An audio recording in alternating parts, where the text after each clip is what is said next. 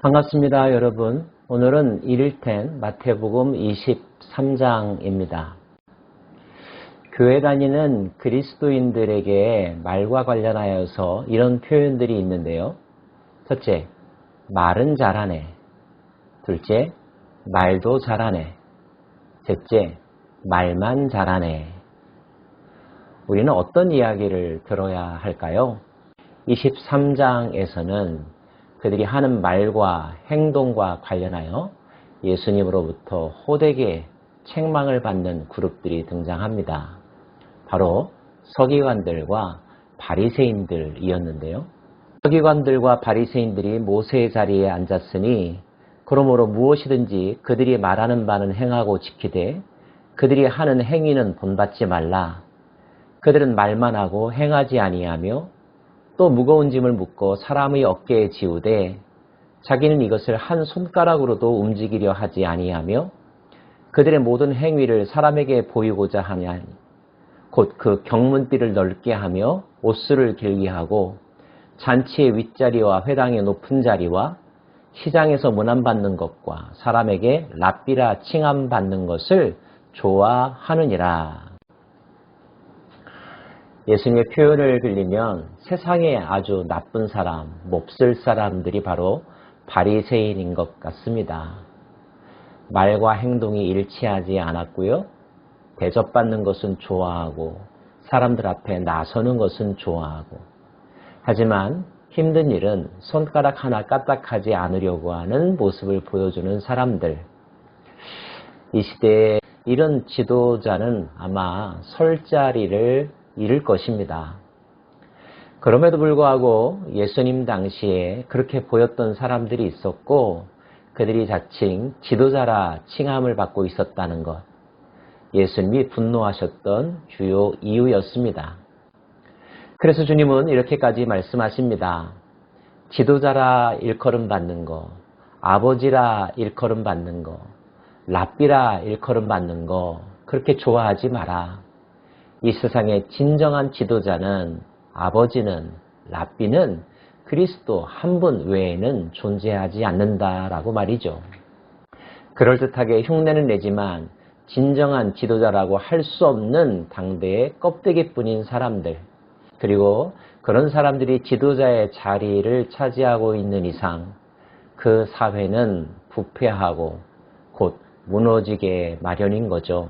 예수님은 바리새인들이 그와 같은 모습을 하고 있다고 책망하시면서 그런 사람들에게 화가 있을 것이라고 말씀하셨는데요.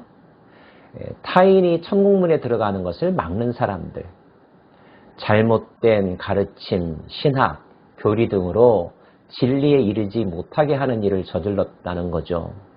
어렵게 사람들을 찾아서 제자로 훈련을 시켰지만 잘못된 롤 모델, 잘못된 가치관들을 심어주어서 결국은 그들이 자신들보다 더 나쁜, 더 수준에 못 미치는 삶을 살도록 만드는 역할을 바리새인들이 했다는 뜻입니다. 주님은 심지어 그들이 눈먼 인도자라고 했습니다. 주님은 또 그들이 박하와 해항과 근처에 11조는 드리지만 정의와 긍휼과 믿음은 버렸다고 질책하십니다. 이것도 행하고 저것도 행해야 된다라고 말씀하시면서요. 예수님 눈에 비친 바리새인들의 대표적인 모습은 바로 위선이란 말로 요약할 수가 있는데요.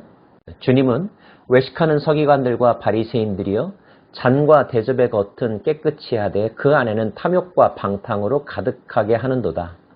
눈먼 바리새인이여 너는 먼저 안을 깨끗이 하라. 그리하면 겉도 깨끗하리라. 화 있을진저 외식하는 서기관들과 바리새인들이여 회칠한 무덤 같으니 겉으로는 아름답게 보이나 그 안에는 죽은 사람의 뼈와 모든 더러운 것이 가득하도다. 이와 같이 너희도 겉으로는 사람에게 옳게 보이되 안으로는 외식과 불법이 가득하도다. 사람들이 보는 앞에서는 그럴듯한 말, 그럴듯한 가르침, 그럴듯한 행동, 이미지 메이킹을 만들어 왔습니다. 그러나 그 사람의 진짜 모습은 그들이 홀로 있을 때였죠. 아무도 보는 이가 없었을 그때 그들이 보여주는 행동, 그들이 갖는 생각이 곧 그들의 정체성이라고 말할 수가 있는데, 속을 들여다보면 여느 사람보다 훨씬 더 못한 도덕성과 삶의 모습들을 보여주고 있다는 거죠. 사람들은 속일 수 있을지는 모르지만 예수님의 눈은 속일 수가 없었던 것입니다. 가끔 우리는 방송에서 지도자라 일컫는 또 좋은 이미지의 연예인들, 사회 지도자들이 어느 날 뜻하지 않는 일로 말미암아 그들의 치부가 드러나는, 예를 들면 CC 카메라라든지 녹취록이 공개가 되어서 그들의 더러운 모습들이 적나라하게 온 천하에 밝혀지는 경우들을 가끔 보게 됩니다. 그때 일반 대중들이 갖는 실망감은 이루 말할 수가 없죠. 내가 저런 사람을 믿고 있었다니, 좋아했었다니 라고 하는 생각까지 들면서 자기 자신이 미워질 정도 아니었습니까? 그런 일들이 드러날 때, 진실은 반드시 드러나게 마련이구나 라고 하는 생각도 하게 되고요. 우리가 실체를 보지 못하고 겉모양에 끌려 마음을 빼앗기고 이리저리 이용당하는 삶을 살기도 하는구나 라는 사실을 깨닫게 됩니다. 율법을 너무나 잘 알고 진리가 무엇인지 잘 설명할 줄 아는 사람들이었음에도 불구하고 그들의 본래의 모습은, 숨겨진 모습은 전혀 진리와 어울리지 않는 삶을 살았던 바리새인들. 비단 바리새인들만 그러했을까요?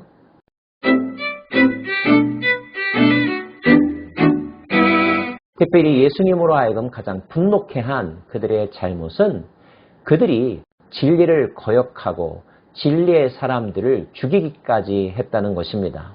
화 있을진저 외식하는 서기관들과 바리새인들이여, 너희는 선지자들의 무덤을 만들고 의인들의 비석을 꾸미며 이르되, 만일 우리가 조상 때에 있었더라면 우리는 그들이 선지자의 피를 흘리는데 참여하지 아니하였으리라 하니, 그러면 너희가 선지자를 죽인 자의 자손임을 스스로 증명함이로다. 진리를 선포했던 사람들이 그 시대의 기득권자들, 사악한 자들의 프레임에 눌러 쓰여서 박해받고 죽음당했던 사실들이 있었다는 것을 주님은 말씀하고 계시는 거죠.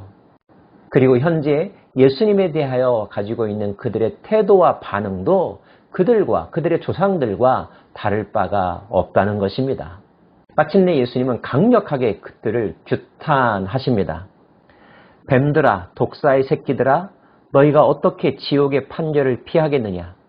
그러므로 내가 너희에게 선지자들과 지혜 있는 자들과 서기관들을 보내매 너희가 그 중에서 더러는 죽이거나 십자가에 못 박고 그 중에서 더러는 너희 회당에서 채찍질하고 이 동네에서 저 동네로 따라다니며 박해하리라. 그러므로 의인 아벨의 피로부터 성전과 제단 사이에서 너희가 죽인 바라게의 아들 사가랴의 피까지 땅 위에 흘린 의로운 피가 다 너희에게 돌아가리라. 내가 진실로 너희에게 이르노니 이것이 다 이 세대에 돌아가리라. 죄 없는 사람의 피를 흘린 그대로 그들의 피값을 치르게 될 것이다. 뿌린 대로 거두게 될 것이다. 악행에 대하여 심판받게 될 것이다. 강력하게 말씀하고 있는 것입니다. 구약시대에 예루살렘의 멸망과 성전의 붕괴를 눈물로 흘리면서 예언했던 선지자가 바로 예레미야죠. 예수님 그와 같은 마음으로 예루살렘을 바라보면서 탄식하며 예루살렘의 비극적인 미래를 예고하고 계시는데요. 예루살렘아, 예루살렘아, 선지자들을 죽이고 내게 파송된 자들을 돌로 치는 자여, 암탉이 그 새끼를 날개 아래 모음같이 내가 내 자녀를 모으려 한 일이 몇 번이더냐. 그러나 너희가 원하지 아니하였도다. 보라, 너희 집이 황폐하여 버려진 바 되리라. 내가 너희에게 이르노니 이제부터 너희는 찬송하리로다 주의 이름으로 오시는 이여 할 때까지 나를 보지 못하리라 하시니라. 가끔 분노한 국민들이 여의도를 둘러엎어야 돼, 워싱턴이 망했어, 이런 등등의 이야기를 할 때가 있는데요. 예수님의 심정이 바로 그러하십니다. 예수님은 그런 위선자들이 지도자의 자리를 차지하고 기득권을 행사하고 있는 예루살렘, 그 예루살렘의 죄가 하늘 끝까지 다 이제 더 이상 희망이 없다고까지 진단하시며 눈물의 선지자 예레미야와 같은 마음으로 예루살렘을 향하여 탄식하고 계신 것입니다. 어쩌다가 예루살렘이 여기까지 오게 되었나 하는 생각을 하게 되고요. 어쩔 수 없이 그 예루살렘을 심판하고 불러 엎으시고 새로운 시대를 시작할 수밖에 없었던 하나님의 마음, 예수님의 마음을 묵상하게 됩니다. 바라기는 그런 예수님의 마음이 지금 이 시대에는 있지 않기를, 이 시대는 주님에게 칭찬받는 도시, 칭찬받는 지도자들로 가득한 세상이 되기를 원하는데요. 이것이 단지 꿈이 아니기를 기도하면서 만약 우리도 지금 이 시대의 바리새인들이나 예루살렘처럼 예수님의 책망의 대상이 되어가고 있다면 더 이상 미룰 짬이 없습니다.